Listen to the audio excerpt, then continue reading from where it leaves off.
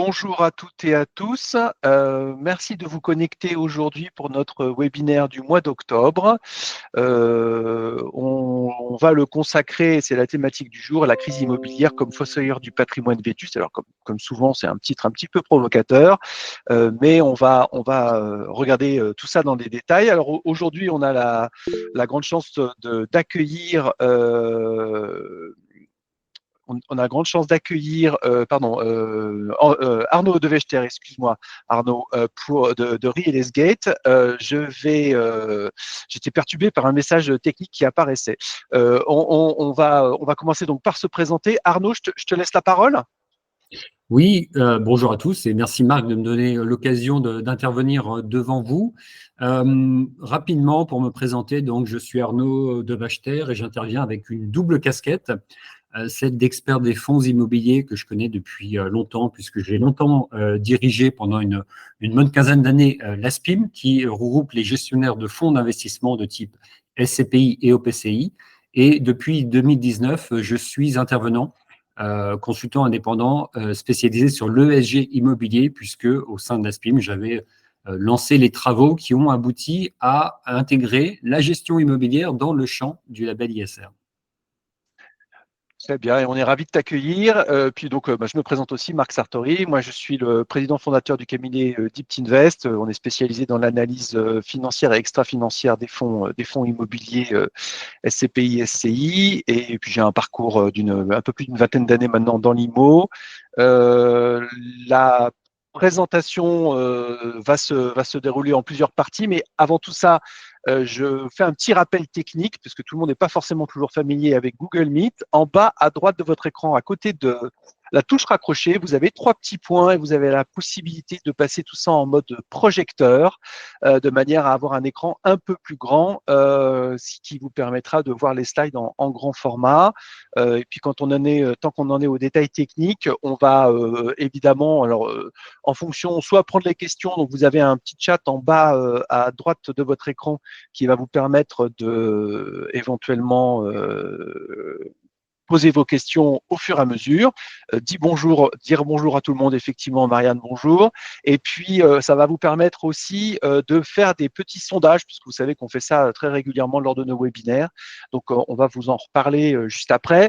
La présentation va se dérouler en 2 grosses parties. La première, on va vous présenter un petit peu Deep Invest, et puis Arnaud aussi présentera toute son activité un peu plus dans le détail. Les 2 gros morceaux, ça va être Arnaud qui va nous faire une présentation de l'ESG et de l'ESG dans la crise immobilière. Et puis, nous, on fera un focus sur l'approche ESG on a pris 2 fonds immobiliers type, à savoir Primopierre et Transition Europe, pour essayer de décortiquer un petit peu les évolutions, pour analyser un petit peu ce qui s'est passé et l'impact que peuvent avoir les approches ESG dans les valorisations patrimoniales. Bref présentation, Deep Invest, vous nous connaissez probablement. On est à la fois une fintech et aussi un cabinet d'analyse financière. On a pris le statut d'analyste indépendant auprès de l'AMF, ce qui nous oblige à ne pas vendre de parts, ce qui est une chance puisque ça nous permet de travailler avec l'ensemble des acteurs du marché, les particuliers, les conseillers en gestion de patrimoine, les gérants de fonds, et puis aussi tout un tas de plateformes qui sont maintenant dans notre écosystème. On a passé les 1200 inscrits CGP et on a sur nos plateformes, il y avait un peu plus de 40 millions qui étaient simulés ou suivis sur notre plateforme d'allocation de portefeuille, et on devrait faire quelque chose comme x2 cette année en fonction des simulations et des évolutions et des valeurs de part qui ont pu un peu baisser. Je vais aussi donc vous dire que tout ce qu'on fait, de l'analyse, de la notation. On a des outils de comparateurs, on fait des audits de marché, hein, vous pouvez nous solliciter pour nous poser des questions quant à des allocations que vous pouvez faire éventuellement. Et puis, vous allez retrouver tout ça dans nos outils d'allocation de portefeuille avec différents marqueurs qui vous permettent de mettre en évidence les éléments. On a beaucoup de nouveautés. On sait maintenant importer des portefeuilles de chez de différents prestataires, d'O2S par exemple, mais on est en train de mettre en place aussi tout ça depuis Carbone Alpha. On a des outils de veille qui vont vous permettre d'analyser, de décortiquer vos portefeuilles beaucoup plus facilement. Et puis, alors ça, c'est avis, ça date d'hier.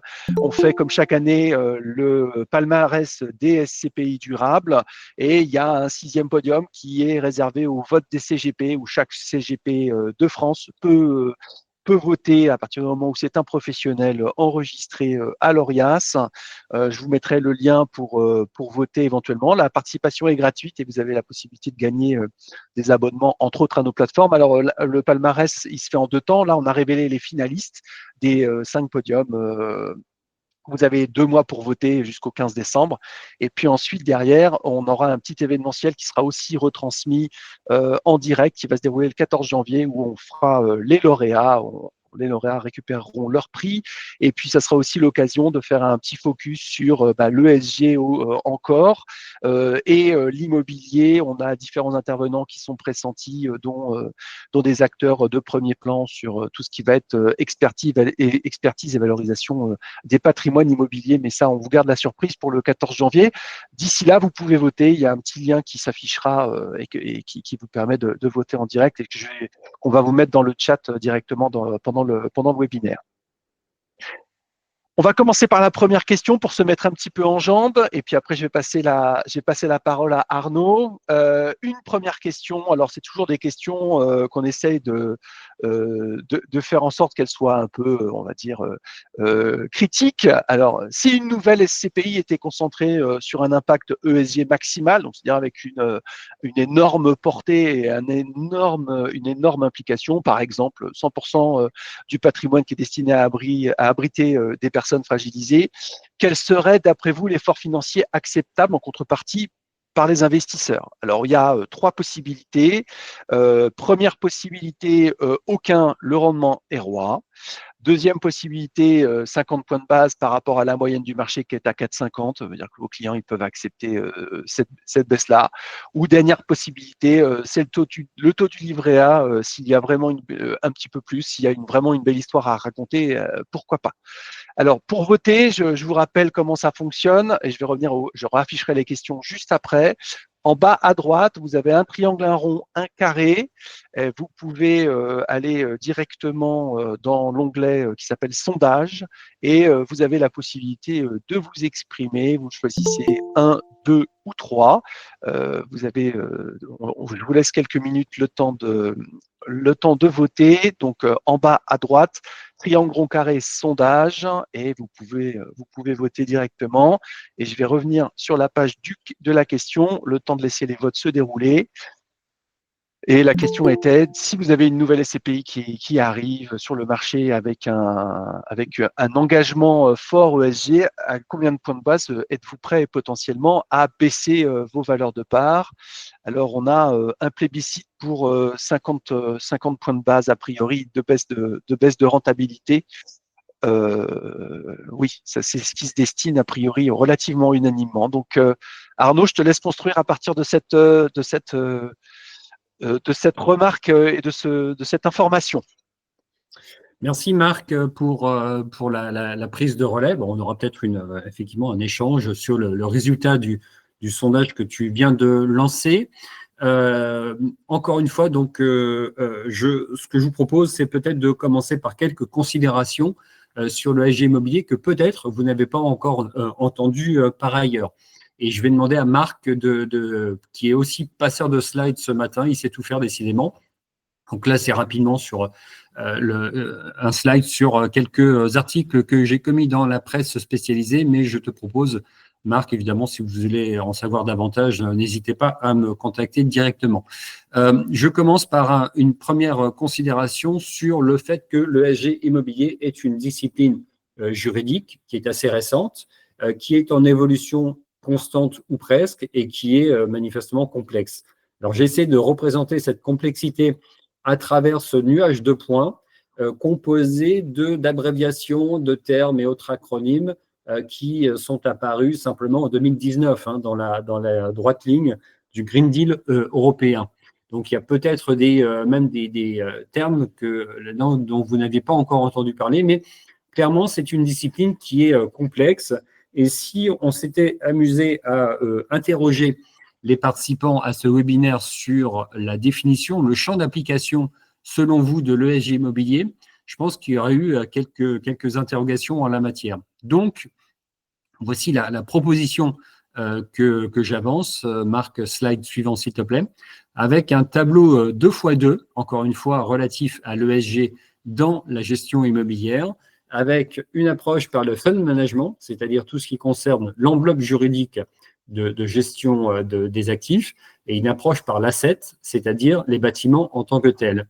Il y a également une approche par la nécessité, cette fois-ci à l'horizontale, avec l'absolue nécessité, bien entendu, de se conformer aux prescriptions réglementaires et une approche par l'opportunité pour rendre un peu cette démarche plus sympathique. Donc, si on va dans le cœur du sujet maintenant, l'approche par le fund et l'approche par la nécessité, eh bien, c'est l'application de la réglementation extra-financière européenne avec des textes que vous connaissez nécessairement, la taxinomie, SFDR, CSRD, également MIF2 sans doute, et son application précise au CGP. S'agissant cette fois-ci de l'approche par l'opportunité, donc là, on a des labels de qualité que vous connaissez, l'ISR, Greenfin pour le champ d'application en France, LuxFlag pour le Luxembourg, etc., etc. S'agissant maintenant de l'approche par l'asset, donc on a pour les prescriptions réglementaires, on a une réglementation bâtimentaire de source française. La juridiction française est plutôt mieux-disante à l'échelle européenne, avec des textes dont là, vous avez sans doute aussi entendu parler, le décret tertiaire, le décret BAX, la loi LOM, etc., etc. Et pour l'approche par l'opportunité, s'agissant encore une fois de l'asset, on a la décarbonation des immeubles et les certificats de qualité bâtimentaire, GRESB, BREEAM, LEED, etc., etc. Donc, on a là une proposition, encore une fois, pour cerner le périmètre d'application de l'ESG immobilier. Ce qu'il faut avoir bien à l'esprit, et c'est un point essentiel, c'est que, encore une fois, et ça, même les gestionnaires de l'immobilier eux-mêmes n'en ont pas toujours parfaitement conscience, c'est qu'il y a des différences sensibles de ce fait entre l'ESG appliqué à l'immobilier et l'ESG appliqué aux valeurs mobilières. Des différences sensibles qui créent même presque des antagonismes en la matière. Il faut bien avoir à l'esprit qu'un gestionnaire en immobilier fait deux métiers en un, comme le représente ce tableau. Il gère la structure, le fonds en tant que tel, mais il gère également l'actif sous-jacent. Et ça fait une grosse différence par rapport à son homologue de la gestion Valmob, qui, lui, va se contenter, entre guillemets, de sélectionner des titres qui sont représentatifs de l'activité économique menée par des tiers. Et donc, ça emporte des conséquences extrêmement importantes, notamment du fait qu'en matière de stratégie, ce qui existe spontanément pour la gestion des valeurs mobilières, c'est ce qu'on appelle le best in class ou le best in universe. Alors que, très principalement, on va se situer dans du best in progress pour la gestion immobilière. Même chose pour le principe de l'exclusion, qui est le b.a.-ba, en quelque sorte, de l'ESG valeur mobilière, et qui pratiquement n'a pas de sens pour l'immobilier. Réhabiliter un immeuble en très mauvais état, plein d'amiante avec un sol pollué, ça a beaucoup de sens en immobilier, évidemment, et ça se situe dans une démarche best in progress. Autre point absolument essentiel et évidemment qui intéresse tout particulièrement Deep Invest, c'est que la data ESG est située à l'extérieur pour la gestion Valmob. Elle est quelque part dans des organismes spécialisés dont on sait qu'ils présentent comme principal inconvénient maintenant de n'être plus européens avec le rachat de Vigeo et Iris récemment. C'est chez les Américains que ça se passe, ce qui évidemment pose des problèmes par ailleurs. Alors qu'en immobilier, la data est quelque part dans l'immeuble, elle est en interne. Alors, elle n'est pas forcément pour autant facilement accessible. elle pose de gros sujets en matière de fiabilité, d'exactitude, de complétude, mais au moins, la data, elle est, si j'ose dire, à portée de main quelque part dans l'immeuble. Et dernier point, en matière de gestion passive, dont les CGP savent qu'elle prend du galon en matière de VanMob, en matière financière, eh bien, elle n'a pas là non plus de sens en immobilier, puisque la gestion passive en IMO, c'est en gros un immeuble en déshérence, et évidemment, c'est pas souhaitable. Voilà ce que je pouvais dire, parce que c'est important de situer bien le champ entre les deux. Encore une fois, il y a des différences sensibles, voire même des antagonismes. Marc, slide suivant, s'il te plaît. Alors, le point suivant, et ça fait partie donc du menu du jour en quelque sorte, c'est de savoir si l'ESG est en crise. J'ai quand même pris la précaution de mettre un point d'interrogation à ce titre. Alors, je pense que si là aussi on faisait un sondage auprès des intervenants, on aurait clairement des remontées sur une forme de ESG fatigue. L'ESG, j'en peux plus, j'en ai marre, j'y comprends rien, ça me fatigue. Passez votre chemin, s'il vous plaît. Et c'est confirmé par des travaux menés de manière un petit peu plus scientifique que le constat empirique par des organismes de sondage spécialisés, aussi sérieux qu'Opinionway ou l'IFOP. Là, je vous ai mis 3 slides sur l'attrait que j'ai qualifié de contrasté chez les particuliers.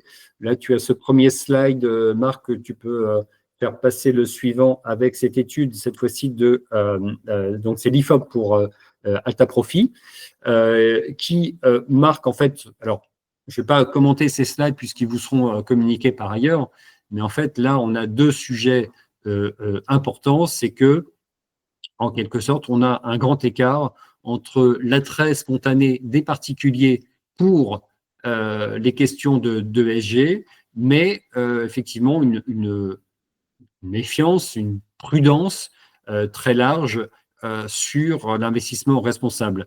Avec un point central qui ressort de ces sondages, c'est le manque d'informations sur le sujet. À 75%, les épargnants disent manquer d'informations sur ce qu'est un investissement responsable. Alors, je vais faire un commentaire un peu plus direct en quelque sorte, c'est que sur ces slides, c'est que on a vraiment un grand écart et un déficit d'information.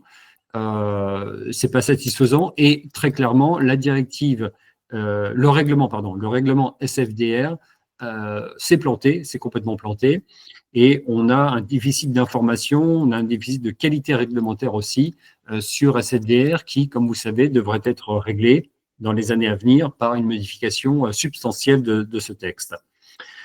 Qu'est-ce qu'on peut en conclure? Est-ce qu'il faut désespérer de l'ESG? Évidemment, si j'interviens devant vous aujourd'hui, c'est pour répondre par négative à cette question, puisque, encore une fois, comme je le disais tout à l'heure, il y a dans l'immobilier une puissance de frappe en ESG, une puissance d'action et d'impact qui est extrêmement significatif et qui permettra sans doute à des opérateurs, à condition d'être capables de bien préciser ce qu'ils font et de le reporter auprès de leurs investisseurs, d'inventer une belle histoire, justement un beau storytelling, conformément un peu à la question qui vous était posée par le sondage, pour se dire que l'ESG immobilier, encore une fois, peut tirer son épingle du jeu et en quelque sorte, davantage attirer des investisseurs sur la base de considérations extra-financières, à condition d'être précisément capable de dire ce qu'on en fait.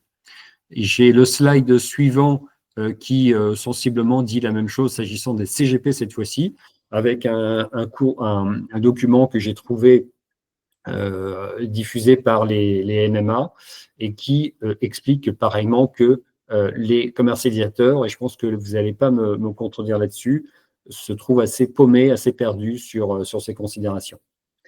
Voilà ce que je pouvais vous dire rapidement sur la crise de l'ESG et j'ajoute un dernier point, un peu dans la lignée de ce que je viens de vous présenter, qui me semble assez intéressant parce que je suis un convaincu qu'on assiste aujourd'hui à bon an mal an, indépendamment de la crise immobilière que nous connaissons et des turpitudes de l'ESG que nous connaissons par ailleurs.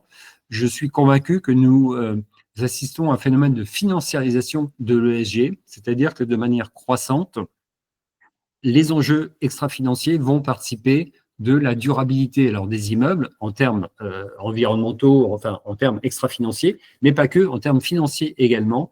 Et donc l'ESG, petit à petit, va venir agrémenter la valeur des immeubles.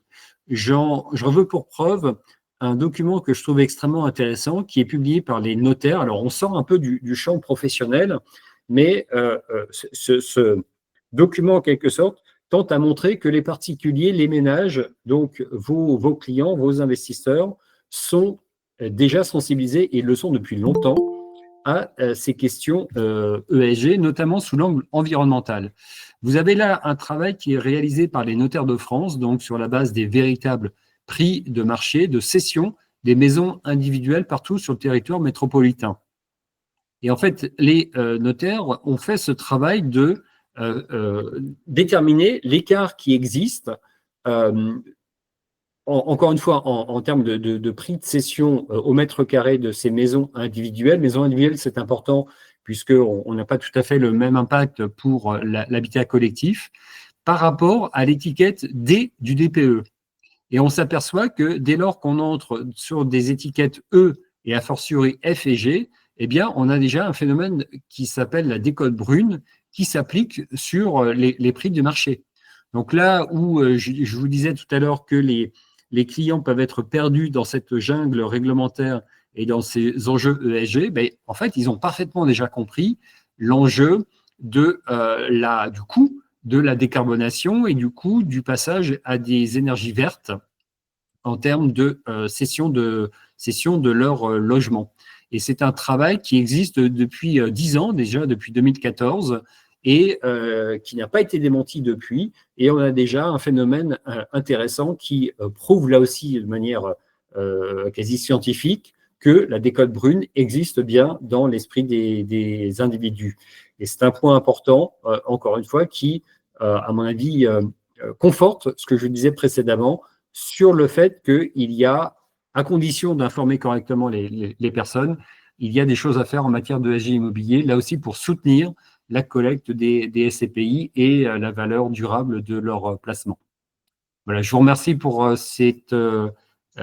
m'avoir permis de proposer cette intervention. Et évidemment, je suis à votre disposition si vous avez des questions par ailleurs. Merci beaucoup Arnaud, c'est extrêmement intéressant ce que tu nous présentais là, parce que c'est vrai que moi, il y a quelques années, je suis retourné à l'école en 2017 et j'avais fait un mémoire justement sur la valeur verte, et finalement, au bout du compte, c'est pas la valeur verte qui va s'imposer, mais c'est bien la valeur brute, c'est-à-dire que la valeur verte va devenir la norme, entre guillemets, et que c'est ceux qui ne rentreront pas dans ces conditions-là qui pourront potentiellement être impactés. Alors, justement, dans cette logique-là, on va faire maintenant, parce que Deep Invest, c'est quand même de la SCPI, donc on va concentrer l'analyse sur ces fonds immobiliers. On commence par notre deuxième sondage. Quelles sont les raisons qui font, alors d'après vous, bien sûr, que certaines SCPI baissent encore leur valeur de part, alors que d'autres les maintiennent, et il y en a même certaines un peu plus rares, mais il y en a quand même un certain nombre qui les augmentent. Alors, vous avez trois possibilités. Première possibilité, c'est probablement une correction de marché suite à de mauvais investissements liés à une collecte trop forte dans un marché qui était peut-être un peu exubérant. Deuxième possibilité, un mystère encore à l'heure actuelle. Alors, on va essayer de vous éclairer quand même sur ce mystère si jamais c'est encore mystérieux. Et puis l'augmentation brutale des taux d'intérêt qui a contracté le marché sans raison particulière à l'origine. Donc vous avez les trois possibilités. Je rappelle pour voter, en bas à droite, triangle rond carré, et vous pouvez aller dans la partie qui s'appelle sondage, et là vous avez la possibilité de cliquer sur ces trois choix que je rappelle. C'est probablement une correction de marché, un mystère encore à l'heure actuelle, ou une augmentation brutale des taux d'intérêt qui a contracté le marché sans raison particulière à l'origine. Alors, on a une forte concentration sur la correction de marché, même si les taux d'intérêt sont équirépartis. En tout cas, c'est pas mystérieux et ça, c'est quand même plutôt la bonne nouvelle. C'est-à-dire qu'on a quand même des éléments pour permettre d'expliquer ce qui se passe, ce qui s'est passé très brutalement sur la dernière année et demie et puis ce qui est toujours un peu à l'œuvre sur le marché. Effectivement, le taux d'intérêt en deuxième position. Alors, c'est probablement le taux d'intérêt qui a déclenché pas mal de choses. Mais alors, on va regarder. Donc, nous, l'idée, c'est qu'on a essayé de faire un focus sur. Alors, vous savez qu'on a beaucoup de chiffres chez Deep Invest. C'est on a beaucoup de données.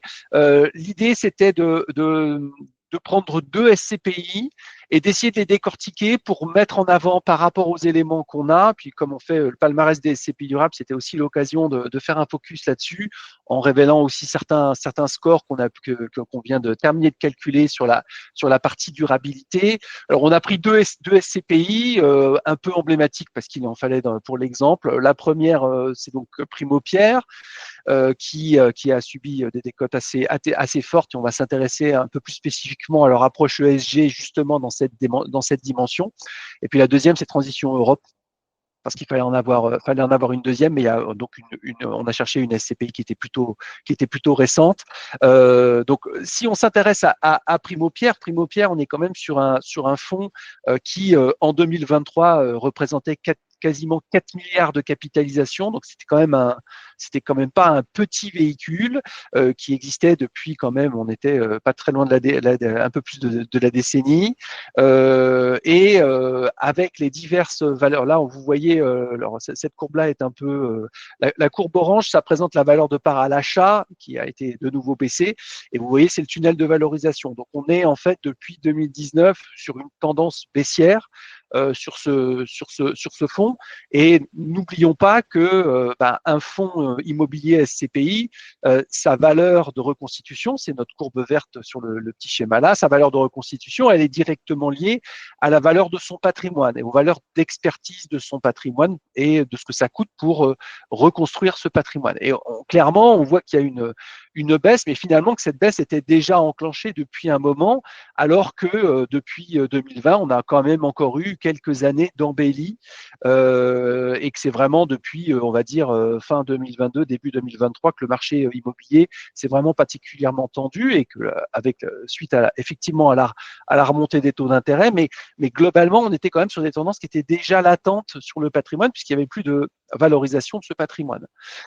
Alors, on n'a pas d'explication toujours absolue, évidemment, dans tout ça, mais on a quand même essayé de ressortir des éléments. Alors, tous ces éléments viennent des rapports, parce que nous, chez Deep Invest, on lit beaucoup la littérature de nos amis gérants, tout ce qui est publié, puisque c'est aussi avec ces éléments-là qu'on essaye d'intégrer dans les scorings de Deep Index durable. Et on a donc un Primo Pierre, c'est une SCPI qui est labellisée article 9 SFDR et qui est aussi labellisée ISR IMO. Et dans la veine de ce que Arnaud nous expliquait, en fait, nous, l'idée, c'était pas de dire les labels, ça sert à rien, etc. C'est d'essayer de décortiquer les engagements qui sont pris dans ces labels et comment est-ce que ça peut éventuellement se concrétiser dans ce qui s'applique. Donc, les engagements, on les a rappelés là, je ne vais pas vous en faire la lecture, mais c'était pour montrer que ce sont des engagements vis-à-vis du gérant qui sont extrêmement forts. Hein. Un article 9, normalement, en termes de la législation SFDR, c'est un engagement avec des investissements extrêmement forts sur une sélection d'investissements extrêmement durables. Et puis, le label ISR IMO, voilà, il y avait quand même un engagement pour réduire 40% de la consommation d'énergie finale sur le patrimoine. Donc, c'est un engagement qui est là aussi extrêmement fort. Quand vous avez un patrimoine qui fait plus de 4 milliards d'euros de capitalisation, autant vous dire que ça représente quand même quelques immeubles sur lesquels il faut travailler. Et c'est un élément déjà qui est intéressant, c'est-à-dire que forcément, quand vous êtes à bord d'un paquebot, vous le bougez beaucoup moins facilement. Il est devenu moins agile avec le temps que si vous avez un véhicule avec une plus faible capitalisation qui va être plus agile, qui va pouvoir faire des arbitrages aussi plus rapides. Et en fonction de sa construction, vous avez aussi des constructions maintenant juridiques, des SCPI qui achètent des SCI, qui peuvent éventuellement faire des indivisions. Tout ça va ralentir les arbitrages qui peuvent être faits par les gérants au sein de leur patrimoine. Alors, dans les éléments qui sont des comment mise en évidence toujours dans les rapports annuels qui sont présentés par la SCPI Primo Pierre. On voit donc qu'il y a ils font un état des lieux de leur patrimoine. Donc, vous voyez au niveau de l'efficacité, de l'efficience du patrimoine, eh bien, en 2022, il y avait 91% du patrimoine qui était identifié comme n'étant pas efficient sur le plan énergétique. Donc, on comprend le mouvement qu'ils devaient faire pour faire basculer ce patrimoine, faire changer ce patrimoine. Alors, le mouvement, il est réel, hein, puisqu'ils sont passés de 91% en 2022 à 78% en 2023, mais enfin, on reste quand même sur un patrimoine, là encore de 4 milliards, à 80% qui n'est pas encore efficient sur un plan énergétique. Ce sont quand même donc des données qui sont quand même assez importantes et qui expliquent aussi eh bien, voilà, un énorme travail qui est à réaliser sur le patrimoine de Giron. Alors après, il y a plusieurs stratégies qui peuvent se mettre en place. Je vends mon patrimoine. Le problème, c'est qu'en ce moment, vendre du patrimoine, comme l'a souligné Arnaud, vendre du patrimoine qui n'est pas forcément, qui n'est plus dans la norme, entre guillemets, ben, ça veut dire que vous allez avoir une décote sur le patrimoine. Donc ça, on va regarder après ce qui s'est passé. Et puis, ou sinon, vous allez investir pour rénover ce patrimoine, et ben forcément, cet investissement, ça veut dire que ça va venir gréver votre rentabilité. Donc, c'est une position qui est quand même assez complexe et compliquée. Et puis, on a regardé aussi sur les engagements vis-à-vis du SFDR. Vous voyez que maintenant, donc là, on a parlé du stock, mais qu'en est-il du flux? C'est-à-dire qu'en est-il des nouvelles acquisitions? Eh bien, sur les nouvelles acquisitions, il y a un engagement par rapport à la législation SFDR. Donc, normalement, l'engagement, c'est 99, enfin, c'est d'un pourcentage substantiel d'investir durable. Donc là, l'engagement, il est à 99,3 tenu. Très bien. Mais ensuite, derrière, si on regarde ce qui se passe, c'est qu'en fait, il n'y a seulement que 3% des investissements qui sont réalisés qui sont alignés sur la taxonomie. Et donc là, on a une vraie, et c'est là où la législation est probablement à parfaire. Et Arnaud, tu en as parlé qu'il allait y avoir des évolutions parce qu'on se retrouve dans des choses qui sont quand même assez perturbantes. Alors l'alignement, il se fait. Pourquoi est-ce qu'il est a priori pas forcément aligné? Eh bien parce que il devrait y avoir des investissements qui ne soient ni faits dans des gaz fossiles ni dans du nucléaire. Et là, on se retrouve à quelque chose qui est assez extrême puisque si on prend par exemple des investissements lorsqu'ils sont réalisés en France, bah, si vous n'avez pas 50 manières de produire de l'énergie dans un bâtiment, soit c'est électrique, c'est nucléaire, soit c'est des énergies fossiles, pour l'essentiel du gaz, mais ça peut être encore du fuel aussi. Et donc dans tous les cas, c'est extrêmement compliqué de pouvoir s'aligner enfin, d'être en parfait alignement avec les obligations réglementaires. Et donc voilà, c'est toute la difficulté du gérant qui se retrouve quand même un peu dans une situation assez compliquée. Alors au bout du compte, là, on a, alors ce que nous on suit les valeurs d'achat, les valeurs de vente de l'ensemble des patrimoines, et là on vous a présenté, par exemple sur Primo Pierre, vous voyez l'essentiel du patrimoine est toujours en France, et on a essayé de regarder les différentes valeurs à l'achat, le montant des travaux qui a été envisagé, et puis, alors on a sorti des prix au mètre carré, ça c'est parce que voilà, mais surtout les valeurs de vente qui ont été réalisées. Alors à noter qu'il n'y a pas eu de vente sur 2023, on comprend pourquoi la situation n'est pas extrêmement brillante, mais sur 2022 et sur les autres années passées, il y a eu pas mal de ventes qui ont été réalisées. Et qu'est-ce qu'on peut regarder? En fait, il y a des patrimoines, par exemple, des gros patrimoines comme celui-ci à plus de pratiquement 120 millions, ou Primo Pierre, qui a été acheté en 2013. Alors, 2013, c'est la date d'achat du patrimoine, hein, ce n'est pas la date du patrimoine, bien sûr.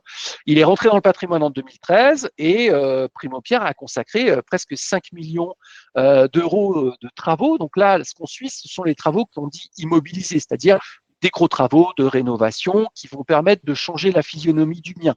On ne va pas parler de travaux de maintenance ou d'autres travaux divers. Et donc là, bah, vous voyez quand même, on a une ligne à 5 millions. Alors, cette ligne-là, bah, elle a été vendue en 2020. Donc, vous voyez, avec les travaux, on est bon an, mal an à 123, 124 millions de coûts pour la structure. Et ça a été vendu 143 millions. Donc, il y a quand même une plus-value latente qui a été réalisée, par exemple, sur cette ligne-là, Alors, c'est pas toujours le cas, hein. Vous voyez que si on prend d'autres lignes, il y a eu quand même, et plus plus on remonte, plus on se rapproche, on va dire, de la crise IMO, et plus on voit la contrainte qui a pesé sur le patrimoine de Primopierre, puisque globalement, alors il y a quelques exceptions évidemment, mais on a quand même un patrimoine où les plus-values étaient quand même beaucoup moins marquées lorsque les ventes se sont rapprochées. Sur les ventes de 2022, par exemple, il y a beaucoup moins de plus-values. Au global, on reste quand même sur un patrimoine qui a été vendu avec une plus-value, y compris les travaux qui ont été réalisés, on est sur un plus de 100 millions de plus-value. Donc, il y a quand même une vraie action du gérant pour faire pivoter son patrimoine. Mais quand vous avez un fonds à 4 milliards, vous vous retrouvez avec un fonds qu'il faut agir vite, et c'est pas toujours forcément extrêmement évident de faire. Donc ça, on a pris exprès, voilà, un très gros gérant, et puis on a pris une deuxième SCPI. Alors, Transition Europe, pourquoi? Parce que c'est une SCPI qui a plus petite capitalisation, qui est assez récente et qui collecte aussi, y compris sur le dernier trimestre, énormément. On est à plus de 100 millions d'euros de collecte. Et c'est intéressant. Alors, on a fait alors évidemment, les grammes, on a beaucoup moins d'historique, hein. On se retrouve avec les mêmes courbes, à savoir la valeur d'achat et la valeur de reconstitution. Donc là, du coup, avec une amélioration de la valeur du patrimoine, hein, puisqu'on voit clairement que la courbe verte monte, c'est la courbe de la valeur de reconstitution, donc une augmentation sur la valeur du patrimoine, une valeur d'achat qui n'a pas bougé depuis l'origine, donc des éléments qui sont plutôt encourageants sur ce volet-là.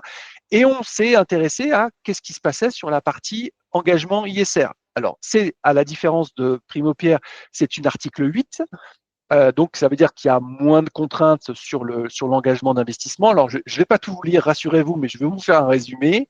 Et il y a un engagement, elle est labellisée aussi ISR IMO, et l'engagement là va porter directement. Alors, une fois encore, c'est plus facile parce que c'est de l'achat. On part sur quelque chose qui n'existe pas, enfin, du patrimoine qui n'est pas historiquement marqué.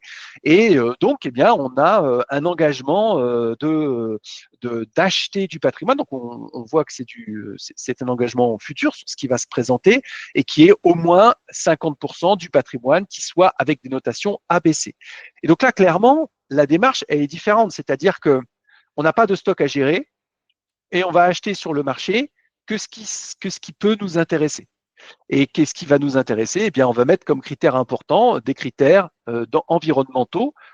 Et donc, on voit clairement que là où il y a un patrimoine qui est à faire pivoter, soit en le vendant, soit en le rénovant, eh bien là, en fait, on va aller simplement sélectionner le patrimoine existant sur le marché. Et c'est la grosse différence, et c'est probablement une des explications pourquoi les SCPI récentes sont extrêmement dynamiques en ce moment à la fois dans leur collecte et dans leurs acquisitions, et qu'elles ont un peu le vent en poupe, c'est qu'elles n'ont pas à gérer l'histoire. Bon, alors, une fois qu'on a dit ça, c'est très bien, mais le gros problème de l'immobilier, c'est le stock, c'est le patrimoine existant d'un point de vue sociétal, en fait. C'est-à-dire que notre problème, il n'est pas sur le patrimoine neuf qui se construit, mais il est bien sur le patrimoine existant et on est dans un pays qui est vieux, qui a toute une historique de patrimoine, et donc il va quand même falloir à un moment s'occuper du stock d'une manière ou d'une autre. Et c'est là où c'est intéressant de regarder dans la démarche, comment sont sélectionnés. Alors là, je vous ai mis les efficiences pour que ça soit complet par rapport à l'autre approche. Et on vous a mis aussi le patrimoine qui est acheté. Et là aussi, on voit une démarche extrêmement différente, puisque vous voyez que Primopierre était extrêmement concentré. Alors évidemment, ça s'appelle Transition Europe, ils n'allaient pas acheter en France. Bon, mais dans le positionnement de ce fonds, on est sur un fonds qui va acheter au niveau européen, qui n'achètent pas en France, qui achètent dans certains secteurs, dans certains pays. Et donc, les stratégies sont vraiment radicalement différentes. Alors, on n'a pas encore de valeur de vente pour pouvoir mettre ça en évidence, mais c'est quand même intéressant de voir comment se matérialisent des arbitrages des choix ESG, parce que peut-être que alors il y a du patrimoine en France qui est aussi bien noté, hein. Le propos n'est pas de dire que c'est en Europe où tout se passe bien, mais il y a quand même eu une volonté stratégique de partir au niveau européen et d'avoir le sourcing pour le faire. Donc, c'est aussi intéressant. Alors, une fois qu'on a dit tout ça, on voit des positions entre les gérants extrêmement contrastées. Nous, maintenant, on a maintenant un peu plus de 12 000 immeubles dans nos bases de données, et donc c'est intéressant. Alors, on ne peut pas communiquer, c'est des informations confidentielles que les gérants nous communiquent item par item, donc lot par lot, ligne patrimoniale par ligne patrimoniale, sur les performances de leur bâtiment, mais on peut communiquer sur des éléments de synthèse, comme celui-ci, par exemple, où on voit clairement, et c'est aussi une des limites de l'exercice, ce que vous verrez dans nos diagnostics, dans nos score de Deep Index durable, la partie énergétique, donc le E, prend une dimension extrêmement importante, mais il y a aussi une limitation qu'il faut garder en tête, c'est par rapport à l'activité. Parce que clairement, en fonction de la nature du bâtiment, c'est toujours un peu caricatural de dire ça. Alors là, on a les consommations énergétiques par secteur d'activité des patrimoines qu'on a dans nos bases. Donc, vous voyez que les hôpitaux et les résidences de services, elles sont structurellement grosses consommatrices d'énergie. Alors, est-ce qu'il faut chauffer les hôpitaux à 19 degrés et que tous les occupants soient malades? C'est une question presque sociétale à ce niveau-là, parce que vous voyez clairement qu'il y a des secteurs d'activité qui vont être forcément pénalisés. On parle aussi de la logistique, vous prenez les entrepôts frigorifiques, il y aura forcément une surconsommation énergétique. On m'a donné aussi d'autres exemples, par exemple des gérants qui regardaient pour acheter des écoles de cuisine avec des batteries de fourneaux alimentés au gaz qui tournent toute la journée et qui se retrouvent à avoir des consommations en énergie fossile extrêmement importantes. Comment fait-on pour changer tout ça? Et donc, on ne peut pas faire pivoter tout cet existant de manière aussi simple. Alors, évidemment, on a quand même, et c'est aussi la conséquence des législations, on a certains secteurs d'activité, par exemple, beaucoup de SCPI. Alors, pour l'essentiel, c'est pas que des fiscales, mais il y a beaucoup de fiscales. On va avoir beaucoup de SCPI qui vont construire neuf, donc avec des performances qui sont extrêmement bonnes en termes énergétiques. Et puis vous savez qu'on a quelques SCPI aussi qui font de la rénovation, c'est-à-dire qu'ils vont acheter du patrimoine qu'on pourrait baptiser d'échoué, super brun, et qui vont investir dans la rénovation, pour recycler ce patrimoine et pour en faire en sorte qu'il soit neuf, ou du moins qu'il ait une empreinte énergétique extrêmement performante.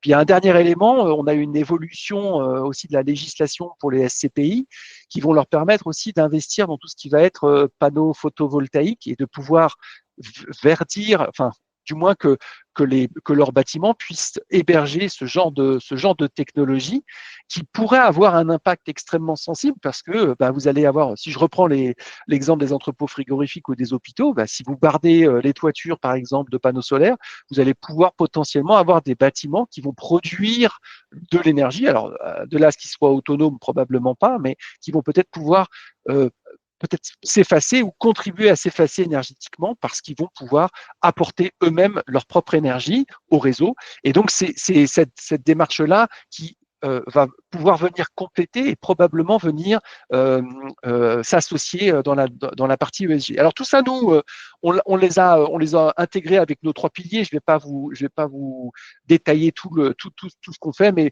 on a dans notre approche, de notre scoring de performance durable, on a nos trois piliers E, S et G, avec un pilier assez prédominant sur la partie environnementale, évidemment, parce que c'est le gros enjeu de l'immobilier. Et puis, on a aussi un pilier, un quatrième pilier qu'on a rajouté chez nous pour notre notation sur 100 points, qui va venir directement du risque là où le bâtiment est investi. Par exemple, un bâtiment investi en secteur cyclonique ou en face de la mer, a probablement plus de risques d'avoir des inondations ou des problématiques de tempête qu'un patrimoine qui va être investi dans des zones un peu plus sécures. Et donc, en fait, ce sont tous ces éléments-là qui sont pris en compte dans le scoring sur 100 points qui est calculé chaque année avec, vous voyez ici le résultat. Alors, il faut toujours une matrice à un moment dans une présentation. Donc, elle est là et il n'y en aura pas d'autres, je vous rassure.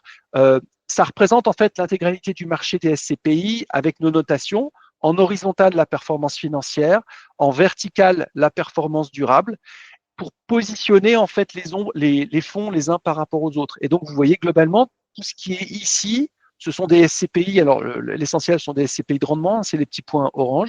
Ce sont des SCPI qui vont être à la fois qui vont avoir un engagement ESG ou un patrimoine qui va venir cocher beaucoup de cases sur la dimension ESG, et puis qui vont aussi cocher la case sur la partie performance financière, avec pas forcément l'arbitrage qu'on vous avait posé en question, à savoir sur la rentabilité. Il y a quand même des fonds qui arrivent à conjuguer les deux, alors qu'ils sont extrêmement sélectifs, mais qui quand même arrivent à conjuguer les deux. On va noter nos deux premiers, parce qu'on communique sur les deux premiers de notre scoring cette année, avec 70 sur 100, ce qui est un extrêmement bon score. Novaxia pour la deuxième année, et Hirokozen qui a rejoint Novaxia au premier sur cette dimension-là. Donc c'est important. Alors évidemment, nous ce qu'on fait, c'est dans les scores sur 100 points, c'est du profiling de fonds, c'est-à-dire qu'on va aller regarder, il faut regarder l'ensemble des dimensions, mais c'est des outils qui vont vous permettre de mieux appréhender tout ça pour effectivement rentrer en partie dans la dimension ESG d'une manière un peu plus simple, on va dire, que ce qui pouvait être fait jusqu'à présent. Je vais juste terminer cette présentation et puis on va prendre vos questions s'il y en a. Pour vous dire qu'on a révélé les palmarès, les finalistes des podiums hier, donc avec nos deux partenaires, l'Info Durable et l'Association des acteurs de la finance responsable. Vous, CGP, vous avez 15 jours désormais pour voter. Alors, je vais vous mettre le lien dans le chat. Si vous voulez vous y rendre directement, vous avez la possibilité. Il faut juste être un professionnel de l'immobilier pour pouvoir accéder, pour pouvoir vendre, enfin de l'immobilier, de la finance au global. Vous avez donc un peu plus de 1 mois et demi pour sélectionner parmi 43 SCPI qui ont obtenu plus de 50 sur 100 à notre scoring de performance durable, et on révélera les 3 finalistes parmi les 6 podiums qui sont identifiés. Donc on a 5 podiums à venir, et l'événementiel se tiendra le 14 janvier à 9h. Il sera en présentiel et aussi retransmis en vidéo sur Internet, et vous pouvez vous inscrire aussi pour pouvoir assister à l'ensemble de cette cérémonie. On a dit beaucoup de choses.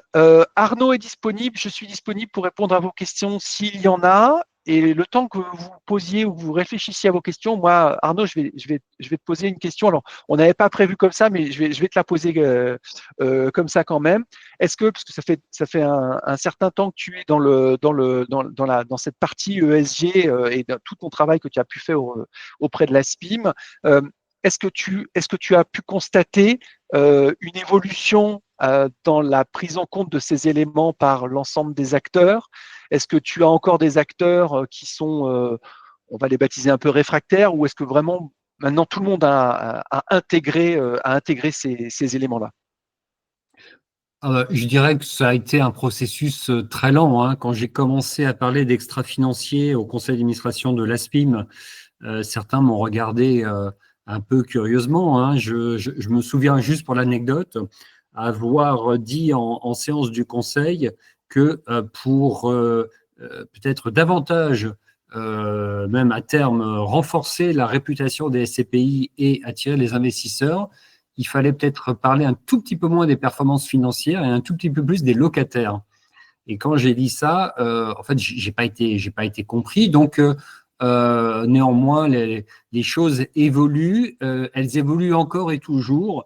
Et parmi les réfractaires dont tu parles, alors, il y en a, mais je pense que c'est davantage, là aussi, une question de formation et d'information.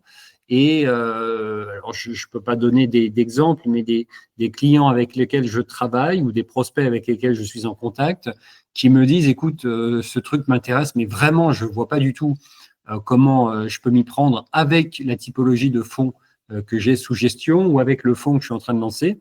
Et le travail d'un consultant comme moi, justement, est de leur permettre de faire rentrer les ronds dans les carrés, en quelque sorte, pour lancer cette démarche. Bon, il y a des réfractaires, encore peut-être des derniers réfractaires. Maintenant, alors, je pense que de toute façon, ils sont, pour dire les choses de manière un peu crue, dans la seringue et par la réglementation, quand bien même elle souffre de nombreuses critiques possibles, comme on l'a dit tout à l'heure, et également par le fait du marché. Et ça, ils l'ont très bien entendu. De toute façon, le marché les conduit, les force à y aller. Donc certains, encore une fois, la question est de savoir comment s'y prendre. Je pense qu'il faut aussi avoir, et c'est là où ton travail est extrêmement important, il faut avoir un peu de recul, je ne dis pas de méfiance, mais un peu de recul sur ceux qui en parlent le plus, en quelque sorte, et ceux qui ont un message très fort sur l'ESG. Alors, il faut pouvoir soulever le capot, regarder effectivement comment ils s'y prennent, quelle est la rigueur de leur démarche, quelle est la rigueur et la complétude, l'exactitude des datas qu'ils collectent, des process qu'ils ont mis en place, du reporting qu'ils ont lancé. Et là aussi, on peut avoir quelques surprises, quelques mauvaises surprises parmi les acteurs qui sont facialement le plus engagés. Voilà, donc d'un côté comme de l'autre, des réfractaires comme des beaux parleurs, il faut regarder ça avec distance et un peu comment dirais-je, de recul, en Ouais, quelque sorte. lever le rideau de l'ESG pour être sûr de ce qu'il peut y avoir derrière. C'est vrai que c'est Absolument. pour les CGP, c'est toujours un peu compliqué. Pour toi qui as une grosse expérience, c'est probablement plus aisé, mais c'est vrai que comme les cabinets doivent être à la fois spécialisés sur les valeurs mobilières et sur à peu près tout le marché et donner des bons conseils à leurs clients, c'est vrai que la législation sur ce volet-là est pas toujours facilitatrice, on va dire entre guillemets, d'accompagnement des clients pour aboutir sur des choix justes, quoi. Absolument. Je ne sais pas s'il y a d'autres questions. J'ai pas vu d'autres questions. On est un petit peu en avance, mais vous connaissez la maison. Normalement, voilà, on a laissé les coordonnées d'Arnaud qui peut vous répondre. Ah, alors j'ai une question. Alors oui, c'est parce qu'elle était longue. Ok, alors je comprends. Je voyais le monsieur qui tapait depuis tout à l'heure. Alors, utilisez-vous votre système de scoring pour évaluer les fonds best in class et les fonds best in progress, et avez-vous les mêmes critères pour évaluer les deux approches? Alors, oui, c'est une bonne question. Donc, nous, on est parti du principe qu'on n'était pas organisme de certification du type ce qui peut se faire quand vous êtes en labellisé ISR IMO, et qu'en fait, on voulait apporter de la transparence au marché avec une approche qui était commune à l'ensemble. Et c'était ça vraiment notre démarche de dire euh, euh, on fait du profiling de fonds et on va essayer de prendre des dénominateurs qui peuvent être communs à l'ensemble des fonds avec des approches extrêmement différentes. Et je vais vous donner deux, trois exemples juste après. Et donc, en fait, on a utilisé des critères qui sont communs à tout le monde et qui peuvent ne pas forcément correspondre à tout le monde. Par exemple, deux exemples pour imaginer ce que je dis. Premier exemple, lorsqu'on est sur une SCPI comme Primo Pierre, avec un énorme patrimoine, clairement, elle va avoir du mal à faire une rotation de son patrimoine pour le mettre au goût du jour en quelques mois. Deuxième exemple, donc forcément, elle va être pénalisée sur la performance énergétique de ses bâtiments, et donc dans nos scores, elle va baisser sur cette dimension-là. Par contre, elle peut avoir un engagement ESG au niveau du gérant qui peut être fort, et donc récupérer des points de manière à pouvoir faire la différence entre, d'une part, l'état du patrimoine, on va dire, qui est comme il est, et puis l'engagement du gérant là où il se destine. Ça, c'est le premier exemple. Le deuxième exemple que je voulais vous donner, on a Kianeos qui est un acteur assez engagé sur cette partie recyclage urbain, puisque lui, il va prendre il va rénover, pardon, pas recycler, mais rénover le patrimoine résidentiel qu'il achète, qui est en très mauvais état. Et l'année, en fait, où il va acheter ce patrimoine, il rentre dans nos scores comme étant un patrimoine pénalisé, puisque le patrimoine va être F ou G. Et l'année suivante, ce patrimoine, quand il a fait les travaux, et bien l'année suivante, ce patrimoine va arriver en B ou en C. Et donc, on va suivre les évolutions. C'est pour ça que ce qui est intéressant aussi dans les scores, c'est-à-dire qu'il faut les prendre ça vous permet d'avoir un résumé de ce qui se passe, de ce que le gérant fait, mais il faut aussi aller regarder un peu plus dans le détail de ce qui se fait. C'est pour ça qu'on a aussi tous les outils de patrimoine, etc., pour vraiment plonger dans les analyses. Les scores étant là pour résumer une position à un instant T, mais c'est pas une position définitive qui peut être amenée à évoluer. Et voilà comment est-ce qu'on arrive à concilier, voilà comment on arrive à concilier en fait des fonds qui peuvent avoir des gérants et des approches assez différentes. Arnaud, peut-être le mot de la fin, je sais pas. On est bien et on se quitte comme ça. Écoute, je crois qu'on en a dit pas mal pour aujourd'hui. Et encore une fois, c'est des sujets qui sont sans doute à creuser parce que, comme je disais tout à l'heure, moi, je suis intimement convaincu. C'est une question de rythme, de temps, etc. Et indépendamment des turpitudes qu'on connaît sur la conjoncture immobilière, mais je suis intimement convaincu que l'ESG, comme je dis souvent, va se financiariser, c'est-à-dire, encore une fois, devenir un élément incontournable de la valeur des actifs, la qualité des placements. Donc, pour les CGP, encore une fois, indépendamment du fait que le règlement, je vais y arriver, SFDR est franchement mal fichu, eh bien, avec le temps, et l'immobilier, c'est une question de temps long. Avec le temps, eh bien, nous allons assister à ce mouvement incontournable et sur lequel on ne reviendra pas. Merci beaucoup Arnaud, merci d'être venu, merci à tous d'avoir assisté. Je fais le petit pitch pour le prochain webinaire qui va se dérouler au mois de novembre où on aura des gérants de nouvelles SCPI qui vont venir nous présenter leur vision et on fera un pré-topo de marché là où on en est et puis on aura au tout début du mois de décembre, on fera un topo baromètre trimestriel des SCPI en mode troisième trimestre 2024.